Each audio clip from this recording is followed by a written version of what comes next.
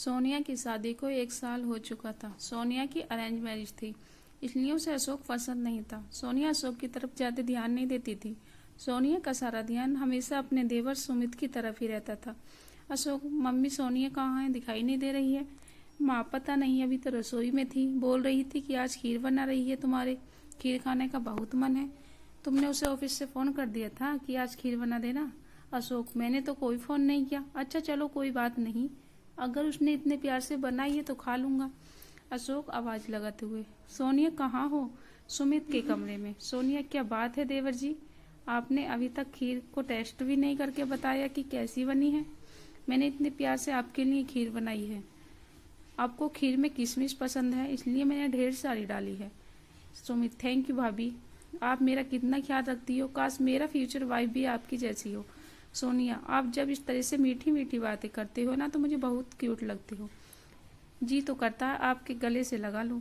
सुमित, भाभी आपकी मजाक करने की आदत मुझे समझ नहीं आती। सोनिया बात पलटते हो। अरे हाँ, मैं तो मजाक कर रही थी, चलो अब आप खीर खाओ। लगता है अशोक मुझे आवाज लगा रहे हैं, मैं उनकी बात सुन लूं। ये भी आते ही शोर बचाना शुरू कर देते हैं। अशोक अपने कमरे में ही था। सोनिया कमरे में जाती है। सोनिया, क्या बात है, इतना चिल्ला क्यों रहे थे? बोलो क्या काम है? अशोक, बस ऐसे ही तुमने मेरे लिए खीर बनाई, ये देखकर मुझे बहुत खुशी हुई, इसलिए तुम्हें थैंक यू बोलने के लिए आवाज लगा रहा था। सोनिया, तुम्हारे लिए नहीं बनाई वो खीर, मैंने अपने प्यारे देवर जी के लिए बनाई है। देवर जी को मेरे हाथ की खीर बहुत पसंद है ना, इसलिए।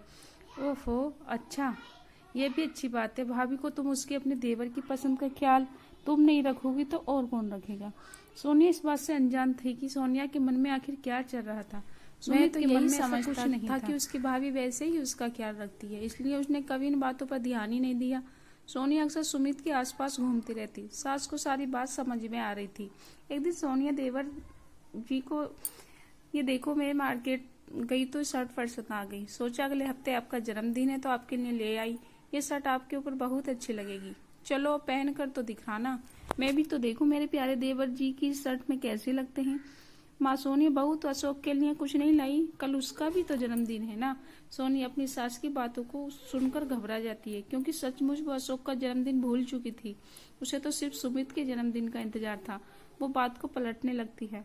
सोनिया, हाँ हाँ मम्मी जी, मैंने एक शर्ट पसंद की है, शाम को अशोक के अपने साथ ले जाऊंगी तो भी एक बार सोच रही थी हाथों हाथ खरीद दूंगी। तभी सुमित, थैंक यू भाभी, ये शर्ट मुझे बहुत पसंद आई, मेरे जन्मदिन का सबसे पहला गिफ्ट आपने ही दिया है।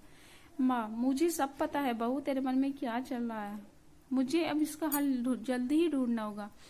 दिन ब दिन सोनिया का सुमित से नजदीकियां बढ़ाना बढ़ता ही जा रहा था। अगले दिन अशोक का जन्मदिन था। सोनिया तबीयत खराब का बहाना करके कमरे में ही लेटी रही।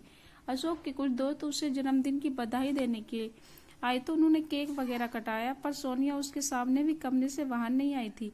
अशोक, सोनिया, मेरे फ्रेंड जन्मदिन की बधाई देने के लिए आए हैं, उनके लिए चाय स्नैक वगैरह का कुछ अर्जेंटमेंट कर, अगर तुम कर देती तो वो लोग बहुत देर से बैठे हुए हैं।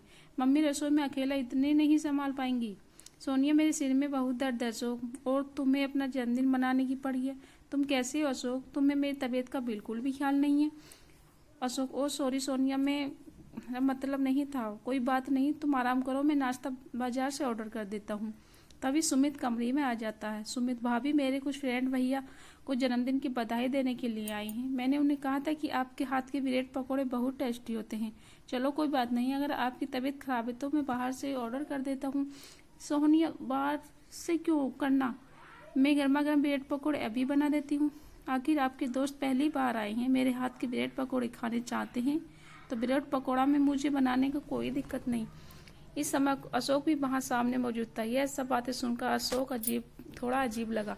अशोक, सोनिया, अभी जो मैंने बोला तब तो तुम्हारी तबीयत खराब थी, पर जैसे ही सुमित ने कहा तो तुम एकदम उठ गई। तुम्हें पछताना पड़े। कहीं ऐसा न हो कि जान चुकी थी कि पानी सर से ऊपर उठ गया है, इसलिए अब उसने सोचा कि सुमित की शादी हो जाए। इसलिए अशोक ने माँ के कहने पर सुमित के लिए लड़के ढूंढना शुरू कर दिया, और सुमित को एक लड़की पसंद आ गई। लड़की का नाम अर्चना था। सोनिया अर्चना को देखकर जलन से भर गई। सुमित अर्चना से फोन पर बात करता था, सोनिया और भी गुस्से में आ जाती। सोनिया, देवर जी, मैंने आपके लिए इतनी मेहनत करके पिज्जा बनाया और आपने पिज्जा खाया तक नहीं। सुमित फोन पर, एक सेकंड अर्चना, जरा होल्ड रखना। सुमित, सॉरी भाभी, जो अर्चना का फोन आ गया था इसलिए मैं अभी खा लेता हूँ। सुमित, अर्चना, मैं तुम्हें थोड़ी देर बाद कॉल करता हूँ। सोनिया, अरे ये लो मेरे हाथ से खाओ। सुमित, रुको, अरे मुझे उठने तो दो। सोनिया जानबूझकर सुमित से चिपकने लगती है। सुमित को ये सब बहुत अटपटा सा लग रहा था। उसने हल्का सा गुस्सा भी आया। तभी अर्चना का फोन आ जाता है। सोनिया कॉल देख लेती है तो सुमित के हाथ से फोन छीनकर काट देती है। सुमित, भाभी ये क्या बदतमीजी है, आपने अर्चना का फोन क्यों काट दिया? सोनिया, तुम पहले मेरे से बात करो। मैं तुम्हारे आगे पीछे घूमती हूँ, तुम्हारे लिए इतना सब करती हूँ, और तुम मेरी तरफ ध्यान देने की जगह तो अभी तक तुम्हारी वाइफ बनी ही नहीं है, उस पर ध्यान दे रहे हो। सुमित, मैं आपका बिल्कुल भी मतलब नहीं समझ पा रहा हूँ। आप हटो, मुझे अर्चना से मिलने जाना है। हम दोनों एक रेस्टोरेंट में मिल रहे हैं, इसलिए मुझे अभी जाना है, मुझे देर हो रही है। कुछ दिनों में सुमित और अर्चना की शादी हो जाती है। अब शादी के बाद सुमित अपनी वाइफ पर ही ध्यान देता था। सुमित और अर्चना दोनों अपनी लाइफ में बहुत खुश थे। ये देखकर सोनिया मन ही मन अर्चना से ज्यादा नफरत करने लगी।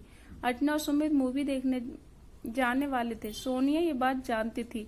अर्चना तो यही सोचती कि सोनिया उसकी बड़ी जेठानी है, इसलिए वो उसी तरह से उससे अच्छा व्यवहार करती। अर्चना, भाभी आप भी हमारे साथ मूवी देखने चलो ना भैया, आज हम चारों एक साथ मूवी चलते हैं। सोनिया, ठीक है, मैं जल्दी से तैयार हो जाती हूँ। अशोक, सोनिया, मेरा मूवी देखने जाने का बिल्कुल मन नहीं है। सुमित और अर्चना को अकेले जाने देते हैं ना, हम फिर किसी दिन चलेंगे अम्मा।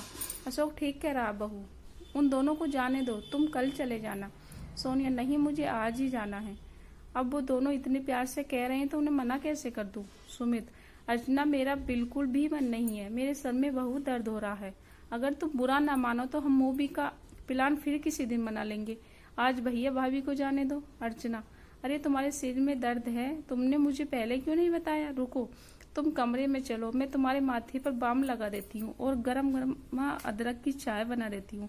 सोनिया सुमित और अर्चना का आपसे प्यार देखकर चिढ़ जाती है। वो गुस्से में अपने कमरे में पैर पटकने जाने लगती है कि आंगन में बाल्टी रखी उसके पैर टकरा जाता है। वो जमीन पर गिर जाती है। वो देखते सुमित उसे उठाने नहीं आता। वो उसे देखकर कमरे में चला जाता, पर उसका पति अशोक अभी उसके पास आता। अशोक, सोनिया तुम ठीक हो ना, तुम्हें ज्यादा चोट तो नहीं आई? कहकर अपना ध्यान रखा करो।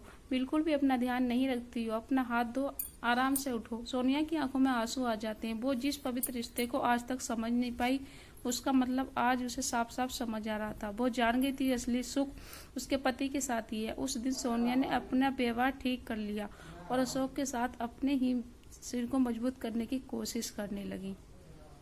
आज की एक खास और मजेदार कहानी आप लोगों को कैसी लगी, कमेंट बॉक्स में जरूर बताएं।